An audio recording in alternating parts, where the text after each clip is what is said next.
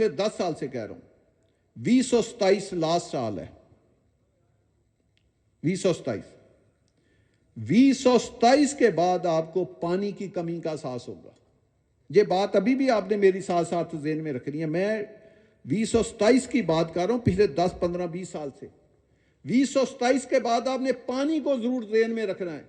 پاکستان میں 70% سوسائٹیاں بنڈنڈ ہو جائیں گی صرف پانی کی وجہ سے۔ یہ بات آپ نے میری نوٹ کرنی ہے، آپ کو ابھی بھی احساس ہونا شروع ہو جائے گا، کیونکہ پاکستان میں جو پانی کا ایشو ہے وہ 2027 کے بعد ہوگا۔ وہ کیوں ہے؟ اس کے پیچھے ایک سائنس ہے، ایک لاجک ہے کہ میں 2027 کیوں، اس کے نیچے انٹرنیشنل چیزیں ہیں، انڈیا کیا کر رہا ہے، چائنا کیا کر رہا ہے، فلاں کیا کر رہا ہے، افغانستان کیا کر رہا ہے، تو وہ میں اس وقت ڈیٹیل نہیں بتاتا۔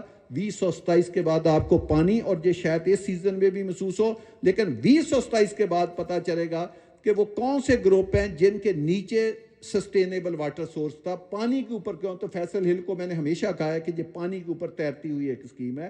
یہ صرف ایک پانی کا ایونٹ بھی 25 سے 30 لاکھ روپے کا ہے، جس سے پلاٹ کی قیمت میں اضافہ ہوگا۔